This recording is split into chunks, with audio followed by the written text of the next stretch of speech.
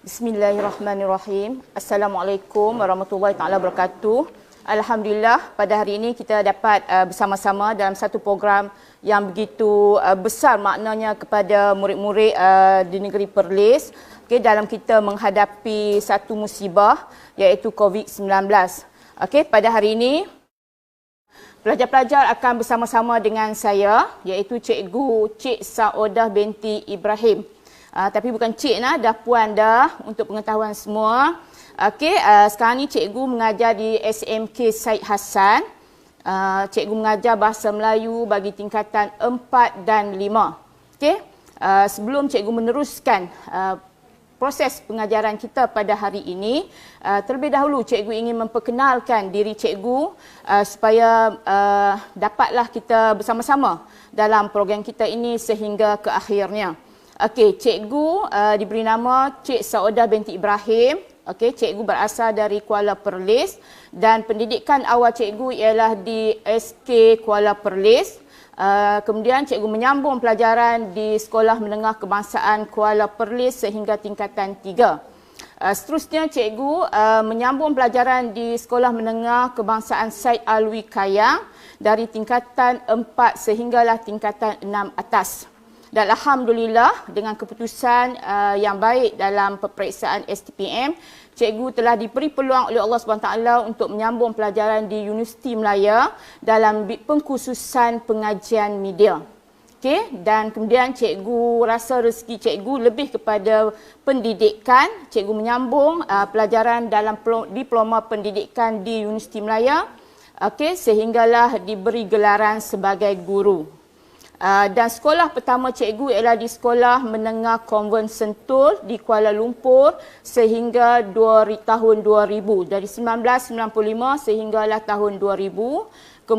Kemudian cikgu telah berpeluang untuk memberikan sumbangan di Perlis, iaitu sekolah pertama apabila cikgu menjejakkan kaki di Perlis ialah di Sekolah Menengah Kebangsaan Datuk Syekh Ahmad Arau sehinggalah tahun 2018, dan rezeki Allah itu tidak putus-putus dan cikgu telah diberi kenaikan sedikit dan cikgu dapat menyambung lagi peluang cikgu di Sekolah Menengah Kebangsaan Syed Hassan sehinggalah pada hari ini. Itu sahaja cikgu rasa serba sedikit tentang diri cikgu supaya kita dapat berkenal-kenalan.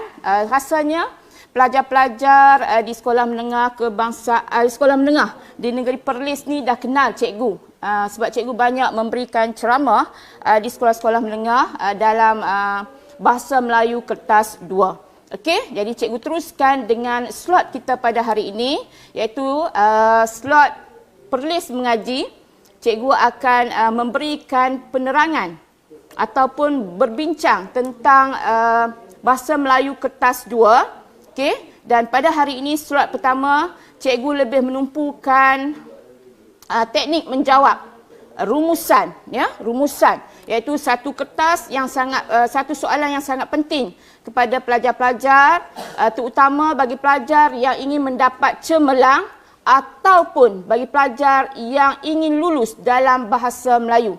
Jadi soalan satu iaitu soalan rumusan sangat penting kita kuasai kerana markah yang diperuntukkan sangat tinggi. Sebelum cikgu meneruskan pengajaran kita pada hari ini, terlebih dahulu cikgu ingin terangkan tentang kertas 2 ini serba sedikit kepada semua pelajar. Bahasa Melayu kertas 2 secara umum kita tahu bahawa markah yang diperuntukkan ialah 110 markah. Baik, 110 ini telah dipecahkan kepada 4 bahagian. Iaitu soalan yang pertama ialah soalan rumusan yang akan kita bincangkan sebentar nanti yang membawa 30 markah. Soalan 2, soalan pemahaman yang akan cikgu sentuh pada masa yang lain iaitu 30 markah. Soalan 3, soalan pengetahuan dan kemahiran bahasa 30 markah. Dan soalan 4, soalan novel 15 markah. Jadi keempat-empat bahagian ini cikgu telah bahagikan kepada 4 slot dan pada hari ini kita akan membincangkan soalan 1 iaitu soalan rumusan. Baik, kita teruskan dengan soalan yang pertama ini, soalan rumusan. Baik, soalan yang akan rumusan yang akan cikgu bincangkan ini berpandukan skema bagi tahun 2019, iaitu skema SPM 2019. Soalan rumusan membawa 30 markah. Sebab itu cikgu sebutkan tadi, iaitu soalan rumusan ini sangat penting untuk dikuasai sepenuhnya oleh pelajar-pelajar, memandangkan markahnya yang sangat tinggi, dan soalan rumusan sangat senang untuk dikuasai. 30 markah ini akan dibahagikan kepada 20 markah isi dan 10 markah bahasa. Okey? Baik, daripada 30 ini, sekiranya calon melakukan kesalahan bahasa, hanya 1 markah yang akan ditolak daripada markah bahasa. Jadi peluang untuk calon mendapat markah yang tinggi sangatlah besar, terutama apabila calon menguasai teknik menjawab rumusan sepenuhnya. Okey? Baik. Tadi cikgu sebutkan bahawa soalan rumusan ini dia akan meningkatkan markah cemerlang bagi pelajar-pelajar yang cemerlang dan markah lulus bagi pelajar-pelajar yang mempunyai pengetahuan yang rendah. Okey, baik. Rumusan terbahagi kepada 4 perenggan. Okey, perenggan pendahuluan, perenggan isi tersurat, perenggan isi tersirat dan perenggan kesimpulan. Jadi ingat ada 4 perenggan. Okey, bagaimanakah sekiranya pelajar hanya menjawab rumusan dalam 1 perenggan atau 2 perenggan ataupun 3 perenggan sahaja? Okey, apakah hukuman yang akan dikenakan kepada pelajar? Ini pelajar kena maklum sebab masih ada lagi apabila pemeriksa menyemak jawapan calon tahun 2019, ada calon yang menjawab rumusan dalam 1 perenggan. Okey, ada yang menjawab dalam 2 perenggan. Ada yang menjawab dalam 3 perenggan. Sebab calon ni ada yang masih lagi dia punya pemikiran dia tu setakat PT3. Jadi apakah risikonya? Baik, untuk pengetahuan calon, sekiranya calon menjawab tidak menepati dari segi badan rumusan tersebut, iaitu perlu 4 perenggan, calon akan ditolak 1 markah. Markah yang akan ditolak ialah markah bahasa. Jadi calon kena ingat ya, ada 4 perenggan semuanya untuk rumusan. Okey, sekarang kita masuk kepada badan yang pertama, iaitu pendahuluan. Badan yang penting, badan pendahuluan, sebab dia lebih kurang kata kadang-kadang macam karangan, sebab dia ada perenggan-perenggan dia. Tapi sebenarnya tekniknya berbeza sangat. Okey. Baik, untuk pendahuluan kita ada 3 kategori pendahuluan, jenis-jenis pendahuluan. Tetapi bagi Negeri Perlis, kita dah ambil kesepakatan bahawa kita mengajar untuk nak membantu pelajar mendapat markah yang maksimum, kita mengajar teknik yang ketiga, iaitu pendahuluan jenis ketiga. Okey, apakah yang dimaksudkan pendahuluan jenis ketiga? Okey, cikgu akan terangkan kepada pelajar-pelajar ya. Jadi pelajar tolong perhatikan, tolong tengok elok-elok apakah yang dimaksudkan pendahuluan jenis yang ketiga. Okey. Pertama sekali apabila kita nak membina pendahuluan, calon perlu merujuk kepada arahan soalan. Apakah arahan soalan tersebut? Kamu dapat saja soalan, kamu rujuk pada arahan soalan. Okey, cikgu bacakan contoh arahan soalan. Okey? Baca petikan di bawah dengan teliti, kemudian buat satu rumusan tentang sebab-sebab yang mempengaruhi remaja memilih gaya dan fashion dan cabaran remaja dalam berfashion. Panjang rumusan hendaklah tidak melebihi 120 patah perkataan. Okey, inilah yang dimaksudkan dengan arahan soalan. Arahan ini ada pada muka surat yang kedua, soalan bahasa Melayu kertas 2 kita. Okey? Perhatikan betul-betul. Ini arahan soalan dia. Baik. Selepas perkataan tentang, cikgu gariskan perkataan tentang tu. Tapi dalam soalan peperiksaan, kebiasaannya perkataan tentang ini tak dihitamkan. Hanya disendengkan sahaja. Okey? Jadi selepas perkataan tentang itulah kita sebut fokus pertama. Ya, ada sekolah guna fokus pertama, ada sekolah yang menggunakan itu sebagai tersurat. Ini bergantung kepada sekolah masing-masing. Okey, ada yang fokus pertama dan ada yang tersurat. Cikgu lebih menggunakan sebagai fokus pertama. Okey, perkataan sebab-sebab merujuk itulah fokus pertama kita. Okey, kenapa fokus pertama ini perlu difahami oleh pelajar-pelajar? Okey, sebabnya fokus pertama inilah nanti yang akan kita berikan definisi ataupun perkataan yang sama makna ataupun perkataan yang seerti. Okey? Perkataan selepas tentang kita panggil fokus pertama. Fokus pertama ini pelajar-pelajar perlu berikan makna yang seerti. Makna yang sama makna kita panggil. Okey, seterusnya macam mana kita nak tukarkan fokus pertama ini kepada makna yang seerti? Ada formulanya. Tadi matematik ada formulanya. Bahasa Melayu pun ada formulanya. Macam mana kita nak menghafal fokus pertama ini, perkataan yang sama erti dengannya. Okey, jom kita tengok formula kita. Okey, cikgu buat formula macam ni untuk memudahkan pelajar-pelajar sebab cikgu tahu pelajar-pelajar ni kita kena bagi satu kaedah yang mudah untuk pelajar ingat. Okey, formula yang cikgu reka ialah mama pakai kain lawa, floral papa sayang. Kalau pakai baju yang tak lawa memang siapa pun tak akan sayang, betul tak? Okey, jadi kita tengok apakah yang dimaksudkan mama pakai kain lawa, floral papa sayang. Okey. Mama itu merujuk pada M, huruf M. Yang sama erti merujuk kepada masalah. Apa seerti dengan masalah? Kekangan, halangan, cabaran, rintangan. Kalau kita nak cari lagi makna-makna yang seerti. Okey, cikgu bagi satu contoh dalam arahan soalan. Okey, baca petikan di bawah dengan teliti. Kemudian buat satu rumusan tentang cabaran remaja pada hari ini. Okey? Sebab perkataan tentang fokus pertamanya ialah cabaran.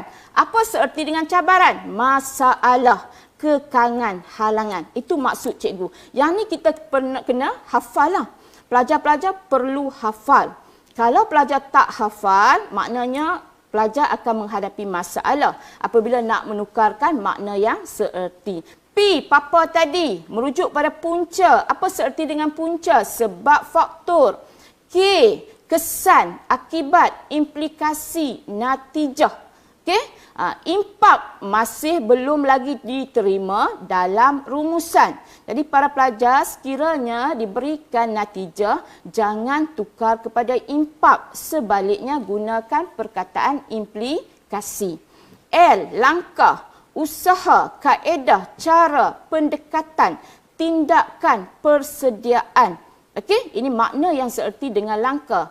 F, faedah, kelebihan, kebaikan, manfaat, kepentingan, keistimewaan. P ialah peranan, tanggungjawab atau sumbangan. C merujuk kepada ciri-ciri, sifat-sifat, unsur-unsur. Okey, C pernah ditanya tetapi dalam soalan vocational. Okey, baik.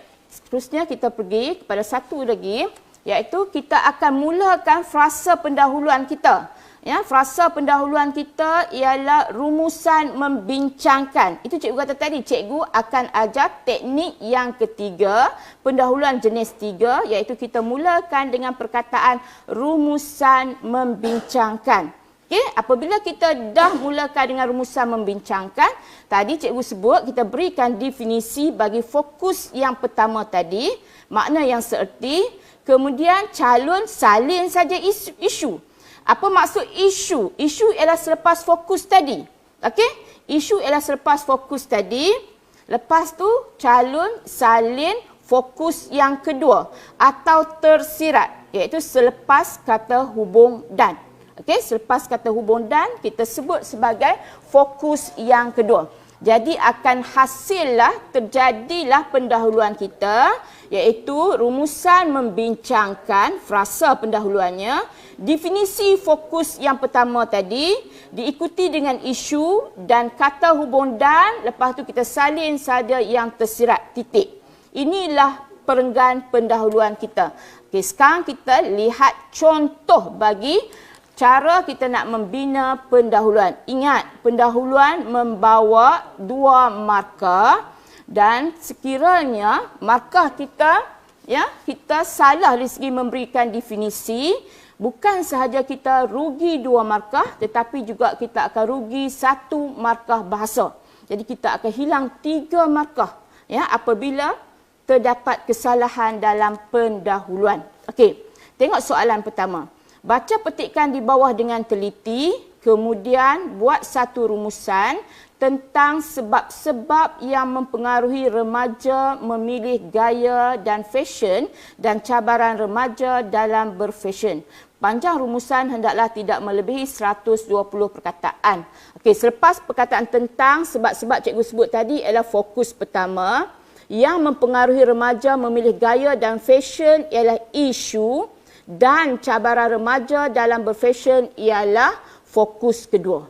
Jadi calon hanya memberikan definisi bagi fokus pertama iaitu perkataan sebab-sebab. Jadi apabila kita bina sahaja, perenggan pendahuluan kita akan menjadi rumusan membincangkan. Wajib ada frasa pendahuluannya. Kalau tidak ada, maknanya pendahuluan kamu dapat 0 markah. Jadi rumusan membincangkan sebab-sebab tadi kita sebut makna seerti dengannya ialah faktor-faktor atau punca-punca. Hanya ada 2 pilihan.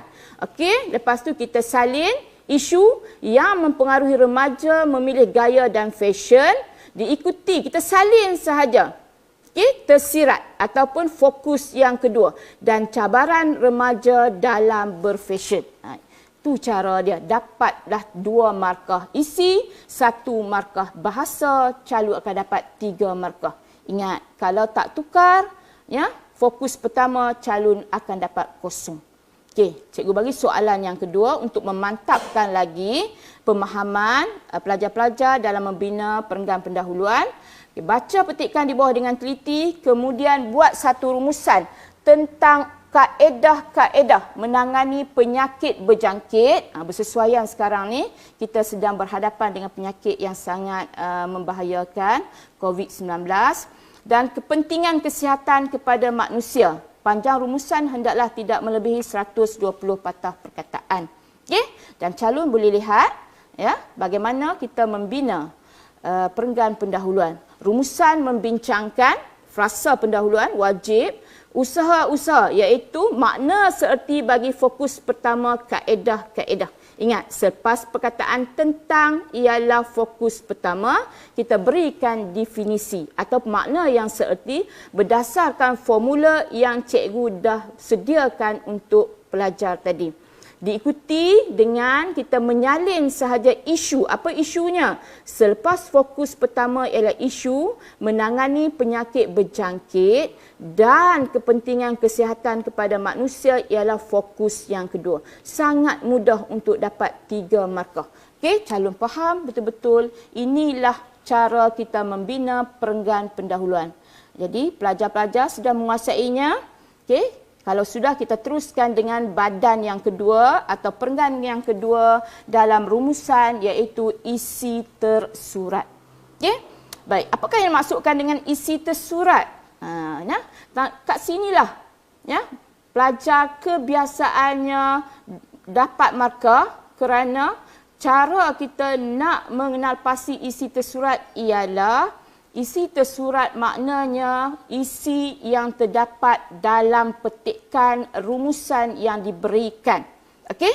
Jadi macam mana kita nak cari? Bagaimanakah caranya pelajar hendak mengenal pasti isi tersurat tersebut? Okey? Baik, kebiasaannya perenggan isi tersurat. Okey? Kebiasaannya isi tersurat kita paling banyak terdapat dalam perenggan kedua atau ketiga. Ini tip. Pelajar kena ingat, tip TIP.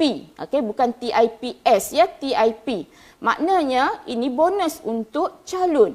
Calon boleh kenal pasti isi tersurat paling banyak dalam perenggan kedua dan ketiga. Bukan bermakna dalam perenggan pertama atau perenggan keempat atau perenggan kelima tidak ada isi tersurat.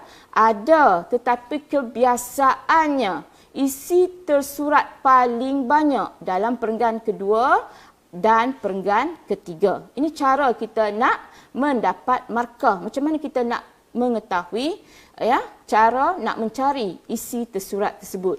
Okey. Baik, seterusnya kita kena ingat apabila kita hendak mencari isi tersurat, kita mestilah rujuk fokus pertama tadi. Sebab tu ada sekolah gunakan itu sebagai tersurat siap-siap. Macam cikgu sebut tadi tu. Supaya pelajar dia faham, tahu benda tu, ambil daripada fokus pertama. Fokus pertama itulah menjadi panduan kita apabila hendak mencari isi tersurat dalam perenggan kedua atau ketiga yang cikgu sebutkan tadi. Baik, peringatan kepada calon sebab ini berdasarkan skema rumusan tahun 2019 dan ke bawah. Calon dilarang sama sekali memulakan perenggan isi tersurat dengan perkataan antara. Macam tadi kita punya soalan dia. Apa soalan kita tadi? Sebab-sebab yang mempengaruhi remaja memilih gaya dan fashion. Jadi pelajar tidak boleh memulakan perenggan isi tersurat dengan perkataan antara sebab ataupun antara sebab-sebab. Memang salah kan?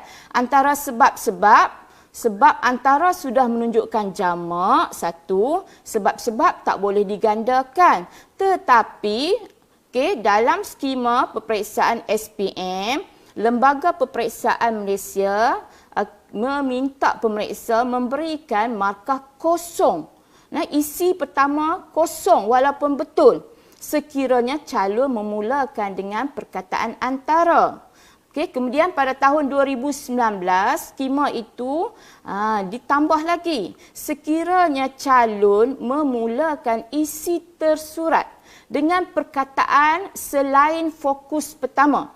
Fokus pertama soalan cikgu tadi adalah sebab-sebab.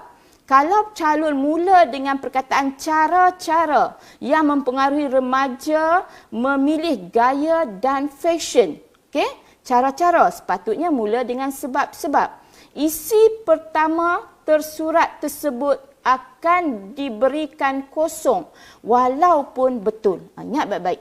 Calon tak boleh sama sekali pertama menggunakan perkataan antara, kedua perkataan selain fokus pertama. Ingat, mulakan perenggan isi tersurat calon dengan perkataan fokus pertama. Calon boleh menggabungkan 2 atau 3 isi dalam satu ayat. Calon boleh. Sebab apa kita perlu menggabungkan isi ini dalam ayat? Sebab rumusan ialah untuk mengurangkan patah perkataan.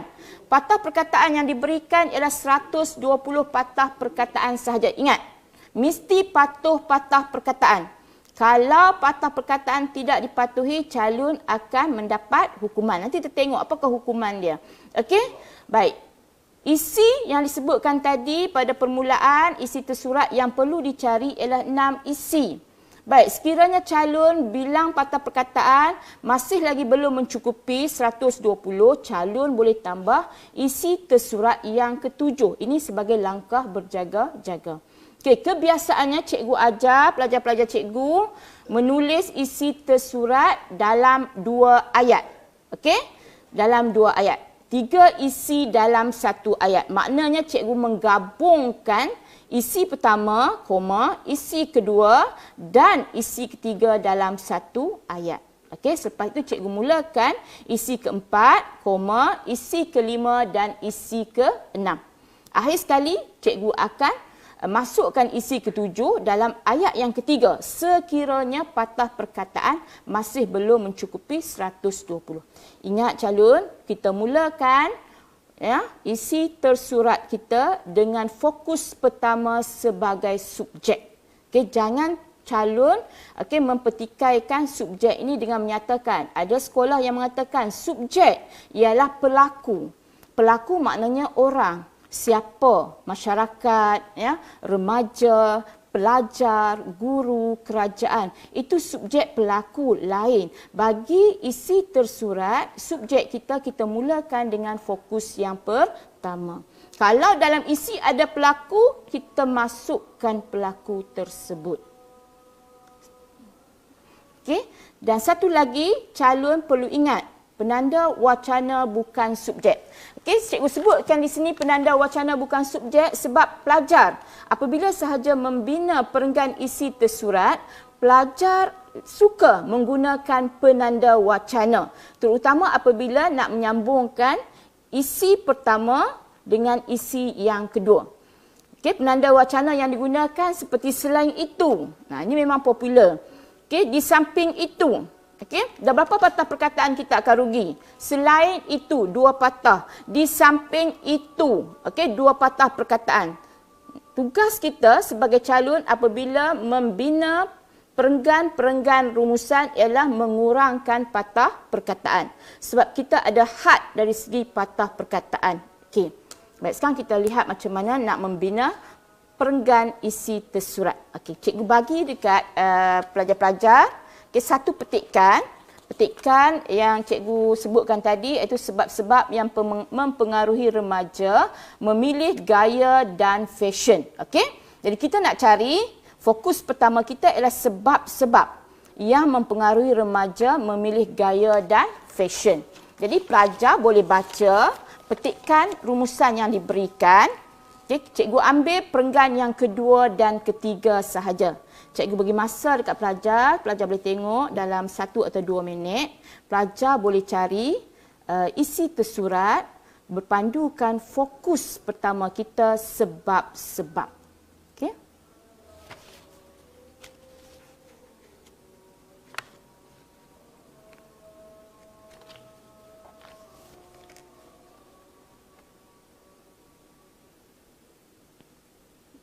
Cikgu rasa pelajar-pelajar dah pun dapat mencari isi-isi tersurat berdasarkan 2 perenggan yang diberikan. Okey, kita tengok perenggan yang pertama di sini, perenggan pertama di sini. Okey, kita ada isi dia yang pertama. Okey, kalau calon dapat lihat, isi pertama baris yang kedua, ledakan dan pengaruh media sosial. Okey, ledakan dan pengaruh media sosial. Kita ambil setakat itu sebab kita cari isi seperti Facebook, Instagram, YouTube, Twitter ialah contoh. Contoh jangan diambil. Apabila ada kata hubung sahaja, calon jangan salin sebab itu ialah contoh ataupun itu ialah huraian. Okey? Baik, isi pertama kita calon pelengkapkan pertama iaitu ledakan dan pengaruh media sosial. Okey, baris ketiga, perkataan selain. Okey, selain. Selain itu ialah bonus. Nanti cikgu terangkan lagi macam mana kita nak cari bonus daripada isi tersurat. Okey, sentiasa ingin kelihatan cantik. Hilang K. Sentiasa ingin kelihatan cantik dan kemas. Okey, remaja beranggapan fashion memberikan implikasi yang tersendiri dalam kehidupan mereka. Ini isi yang kedua dan ketiga. Nampak tak? Isi kedua dan ketiga tu sekali. Memang dalam peperiksaan SPM, dalam satu ayat kebiasaannya ada 2 isi. Okey, ada diberikan oleh lembaga peperiksaan. Jadi kepandaian kita lah ini sebagai bonus lah kepada calon. Okey. Jadi calon boleh gabungkan lah. Kita ada 3 isi, calon boleh gabungkan dengan mulakan tadi. Okey, sebab-sebab yang mempengaruhi remaja memilih gaya dan fashion ialah apa ya? Ledakan dan pengaruh media sosial, sentiasa ingin kelihatan cantik dan kemas dan remaja beranggapan fashion memberikan implikasi yang tersendiri dalam kehidupan mereka. Okey, dah 3 isi. Cikgu gabungkan ketiga-tiga isi itu dalam satu ayat. Okey, jadi nampak simple tetapi kita dah dapat 3 kali 2, 6 markah. Itu tak termasuk lagi dengan bahasa. Bahasa separuh daripada markah isi. Jadi kita dapat 3 markah bahasa, 6 markah isi. Calon dah dapat 9 markah. Banyak, 9. Campur dengan pendahuluan tadi 3. 12 markah sudah dikuasai. Apabila pelajar memahami teknik mencari isi tersurat. Okey? Lepas tu kita tengok isi tersurat yang keempat. sebelum 1, 2, 3. Baris ketiga yang terakhir perenggan pertama. Okey? Berkait rapat dengan artis atau insta famous. Okey?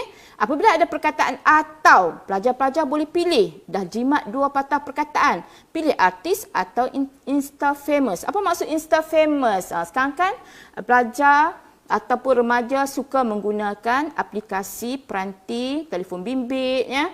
Kemudian hantar maklumat atau apa-apa, kemudian orang like banyak, jadi popular. Itu maksud insta famous. Yang banyak berkongsi tip dan cara memilih gaya dan fashion yang bersesuaian dengan majlis atau acara. Isi yang keempat. Isi yang kelima kita, perenggan kedua. Okey, baris pertama, pilihan gaya yang ringkas, solekkan yang semula jadi dan tidak kelihatan terlalu mencuba. Kalau calon perhatikan ada 3 perkara dalam satu ayat tersebut. Dalam isi yang kelima ada 3 perkara. Pertama, pilihan gaya yang ringkas. Yang kedua, solekkan yang semula jadi. Dan ketiga, tidak terlalu mencuba sehingga menjadi mangsa fashion. Okey, sebelum 2019, okey, pada tahun 2019, cikgu kata kalau ada 3 calon boleh pilih 2 daripada 3.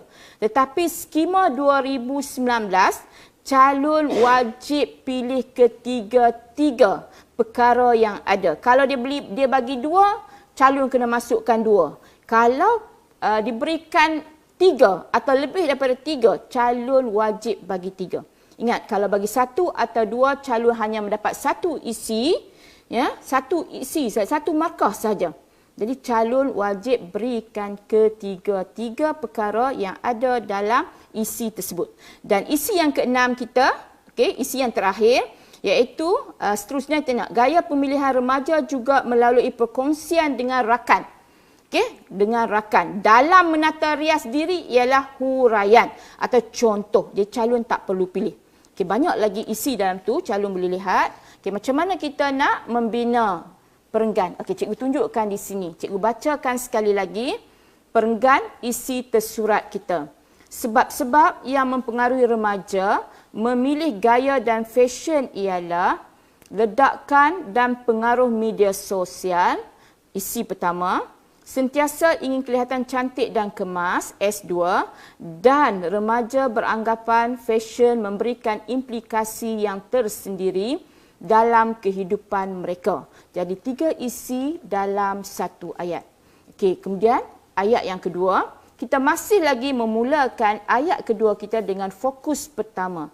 Sebab-sebab lain ialah artis dan insta famous yang banyak berkongsi tip dan cara memilih gaya dan fashion yang bersesuaian dengan majlis atau acara.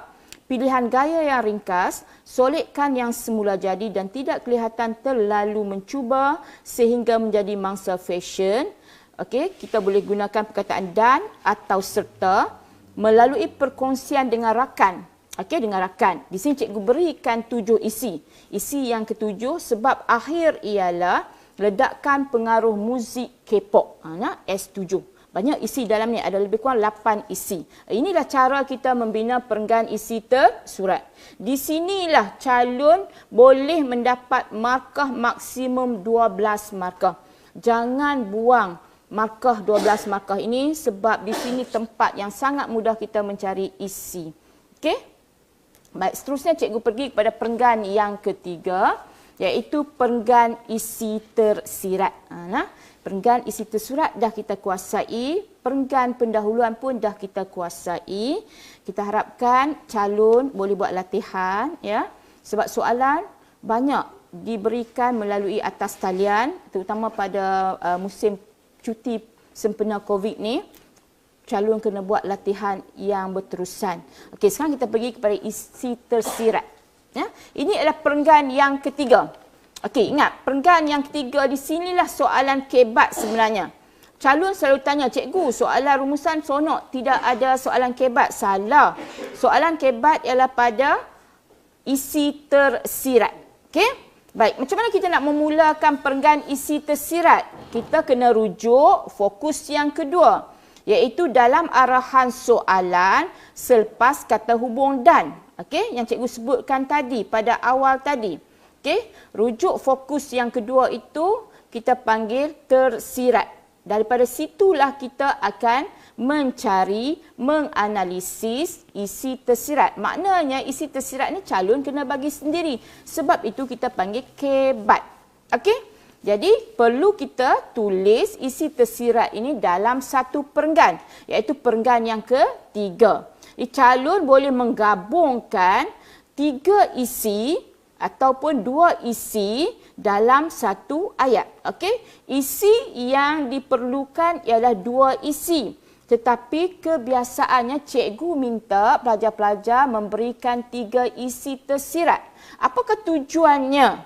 Okey? Tujuannya ialah supaya pelajar-pelajar dapat memberikan isi yang lebih supaya apabila isi yang pertama atau isi yang kedua tadi tidak tepat, maka pelajar masih berpeluang untuk mendapat markah sekiranya isi ketiga itu betul. Okey? Baik, tapi pelajar perlulah rujuk pada patah perkataan. Sebelum nak memberikan isi yang ketiga, rujuk dulu patah perkataan. Okey? Baik. Macam mana kita nak mulakan? Okey? Subjek. Masih lagi ingat, subjek ialah fokus yang kedua. Sama juga dengan fokus ya, masa kita membina subjek bagi isi tersurat, pelajar jangan mulakan dengan perkataan antara ataupun perkataan lain selain fokus yang kedua. Okay, bagi soalan cikgu tadi, fokus yang kedua ialah cabaran remaja dalam berfashion. Ya, perkataan di situ ialah cabaran. Ingat ya, cabaran remaja dalam berfashion ialah. Itulah cara kita nak membina perenggan isi tersirat. Okey, sekarang kita lihat apakah isi yang boleh kita berikan bagi cabaran remaja dalam berfashion. Okey, apa cabaran dia? Okey, kita mulakan perenggan kita. Cabaran remaja dalam berfashion ialah remaja masih mencari identiti fashion yang sesuai dengan jiwa. Okey. Baik, isi ini diberikan oleh pelajar-pelajar SM Sekolah Menengah Agama Perempuan Kangat. Okey. Isi bagi secara spontan pelajar-pelajar tersebut. Perbelanjaan yang besar ataupun barang berjenama mahal, isi tersirat yang kedua. Dan gaya atau fashion yang bertentangan budaya dan agama. Nak berfashion tetapi sekarang ni banyak fashion yang bertentangan dengan agama. Fashion sekarang banyak yang membuka aurat. Jadi ada pelajar nak berfashion tetapi ada halangan dia. Itu maksud cabaran. Cabaran tadi cikgu sebut itu masalah. Nah, halangan. Halangan pelajar untuk berfashion. Halangan remaja dalam berfashion. Apakah halangan dia? Jadi pelajar kena fikirlah. Okey, pelajar perlu fikir sendiri tetapi masih lagi berpandukan fokus yang kedua. Fokus kedua itu selepas kata hubung dan terdapat dalam arahan soalan. Jadi pelajar perlu memulakan isi tersirat dengan fokus yang kedua. Jangan berikan makna yang seerti. Okey? Itu cara dia. Baik. Habis dah isi tersirat, sekarang kita masuk kepada kesimpulan. Okey? Jadi kita dah sampai kepada perenggan terakhir dalam rumusan, iaitu perenggan kesimpulan. Okey, ingat, dalam kita nak membina perenggan kesimpulan, ada 2 perkara yang perlu diberikan, yang perlu dipertimbangkan oleh pelajar-pelajar.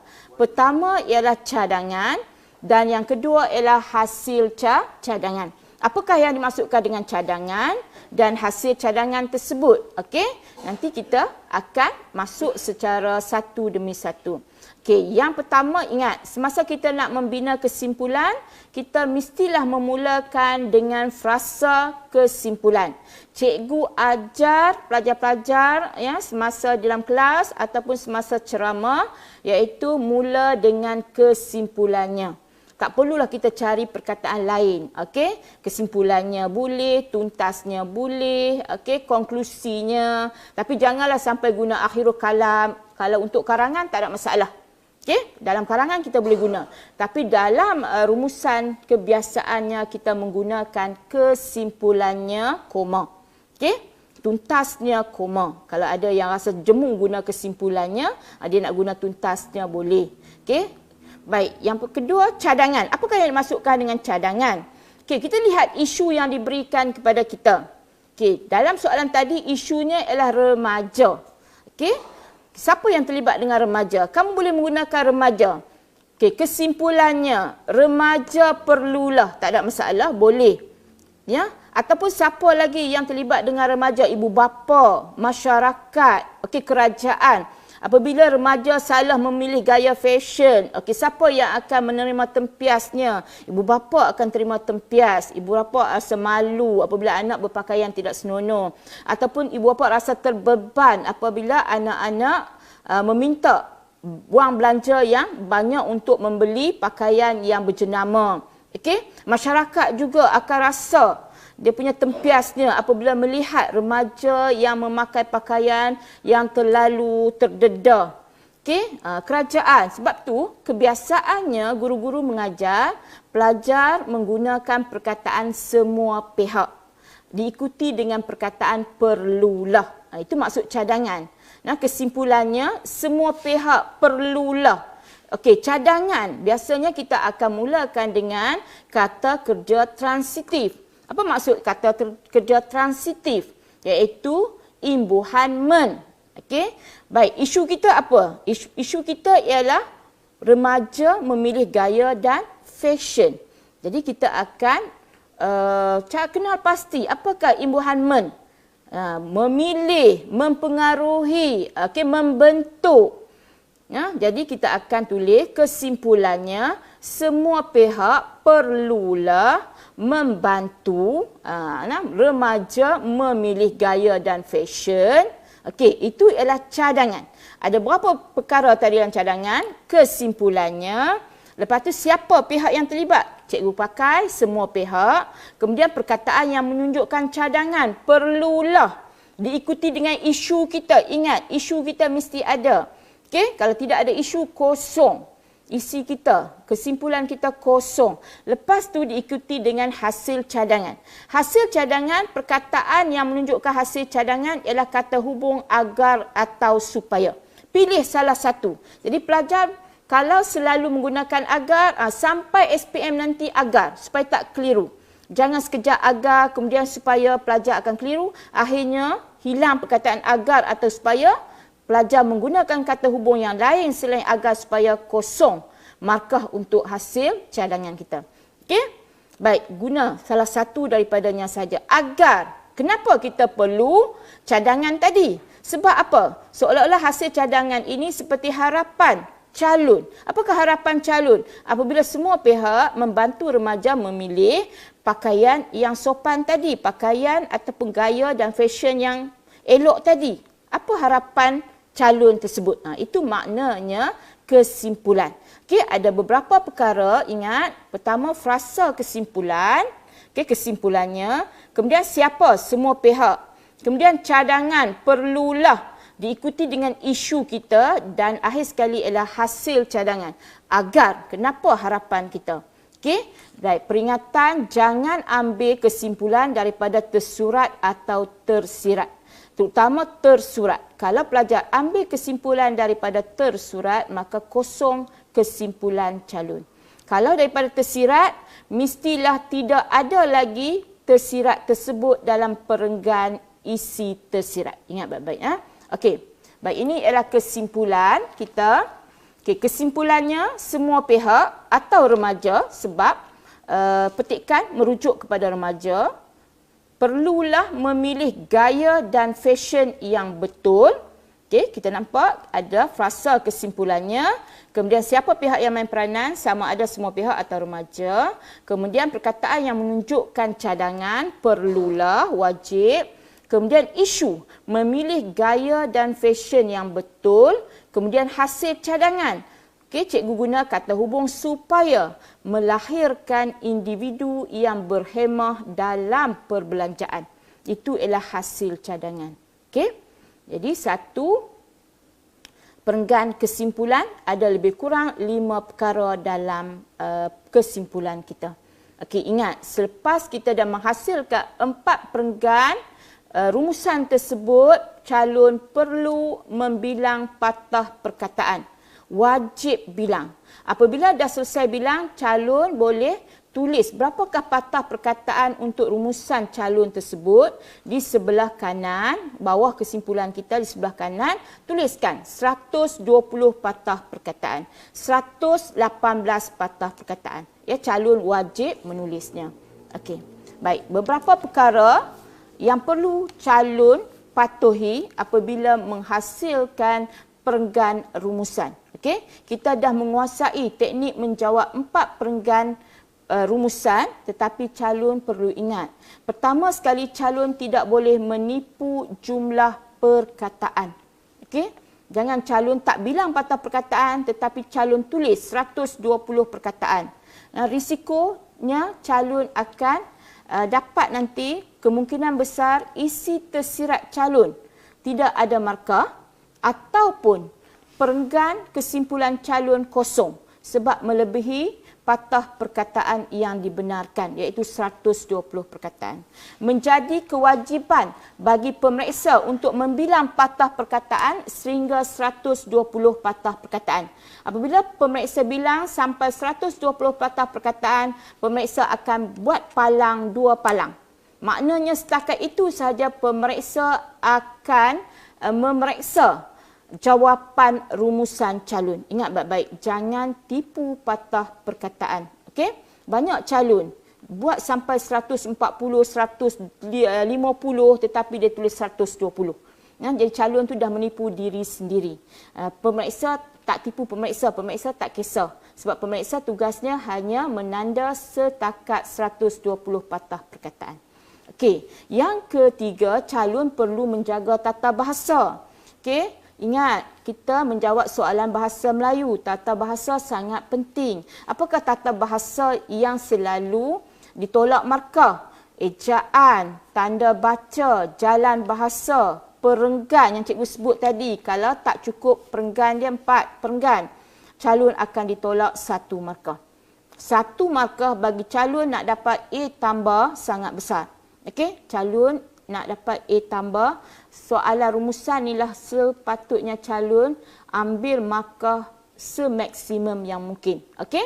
Baik, kemudian calon perlu buat latih tubi lah sebab cikgu sebutkan tadi sangat mudah untuk menguasai teknik merumus. Ya. Kalau calon patuhi betul-betul, calon layak dapat 30 markah. Okey? Baik, jadi calon perlu menguasai teknik merumus ini. Okey, sekarang cikgu nak ceritakan tentang kecuaian calon. Inilah kecuaian calon yang menyebabkan calon tidak mendapat markah yang sepatutnya. Okey, ada 3 perkara yang selalunya dilakukan oleh calon. Tadi cikgu dah sebutkan tadi semasa cikgu menghuraikan satu persatu perenggan yang ada dalam rumusan kita. Okey, pertama sekali calon tidak menghasilkan rumusan dalam 4 perenggan. Okey, tadi cikgu sebutkan apabila tidak menghasilkan 4 perenggan rumusan, calon akan ditolak markah. Markah yang ditolak ialah markah bahasa, 1 markah. Kemudian bahasa, ejaan. Semasa cikgu memeriksa banyak ejaan yang salah. Okey, jumlah patah perkataan, cikgu sebut tadi calon tipu patah perkataan, kan? Ini bukan tolak markah dah. Isi calon tak dapat. Okey, kemudian calon memulakan perenggan isi tersurat dengan perkataan antara, bukan fokus yang pertama. Ingat baik-baik. Isi pertama sekiranya betul sekalipun akan ditolak 2 markah. Isi 2 markah, bahasa akan hilang 1 markah. Ingat, bukan sahaja isi yang rugi tetapi bahasa juga rugi sebab bahasa separuh markah isi. Sebab itu calon kena mula dengan fokus yang pertama. Jangan bagi definisi. Definisi hanya untuk pendahuluan sahaja. Yang ketiga, isi tersurat dan tersirat tidak cukup. Isi tersurat maksimum ialah 6 isi tersurat. Tersirat maksimum ialah 2. Tapi kita galakkan calon memberikan 7 isi tersurat dan 3 isi tersirat. Sekiranya patah perkataan belum mencapai 120 patah perkataan. Jadi apabila calon mengatasi masalah kecuaian ini, calon boleh mendapat markah maksimum. Dan markah maksimum yang diperlukan oleh yang telah ditetapkan oleh Panitia Bahasa Melayu Negeri Perlis ialah 25 markah ke atas. Maknanya 25 sehingga 30 markah. Calon layak mendapat markah maksimum sekiranya calon mematuhi teknik menjawab soalan 1 iaitu soalan rumusan. Ingat matlamat kita ialah untuk mendapat A tambah dalam bahasa Melayu dan soalan yang membantu kita ialah soalan rumusan. Jadi cikgu rasa setakat itu sahaja untuk penerangan pada hari ini berkaitan dengan teknik menjawab soalan rumusan, iaitu soalan 1 dalam bahasa Melayu kertas 2. InsyaAllah, kalau calon-calon SPM tahun 2020 mematuhi teknik menjawab soalan rumusan, calon layak mendapat 30 markah. InsyaAllah itulah matlamat kita untuk memastikan kita mendapat A tambah bagi kedua-dua kertas, sama ada bahasa Melayu kertas 1 atau bahasa Melayu kertas 2. Jadi cikgu rasa setakat itu sahaja perjumpaan kita untuk slot yang pertama pada hari ini. InsyaAllah kita berjumpa lagi dalam slot yang kedua, iaitu kita akan menyentuh soalan pemahaman. Jadi calon bersedia, ya, sebab setiap hari kita ada slot Perlis mengaji, dan pada hari ini saya ingin merakamkan ucapan terima kasih kepada pihak Jabatan Agama Islam Negeri Perlis, Jabatan Pendidikan Negeri Perlis dan juga badan-badan yang berkaitan kerana telah memberikan satu peluang yang begitu besar kepada para pelajar untuk belajar walaupun kita sedang menghadapi masalah bencana COVID-19 pada hari ini. Kita berjumpa lagi dalam slot yang kedua. Sekian sahaja daripada saya, Cikgu Cik Saudah binti Ibrahim. InsyaAllah kita berjumpa lagi. Sekian. Assalamualaikum warahmatullahi taala wabarakatuh. Sekian, terima kasih.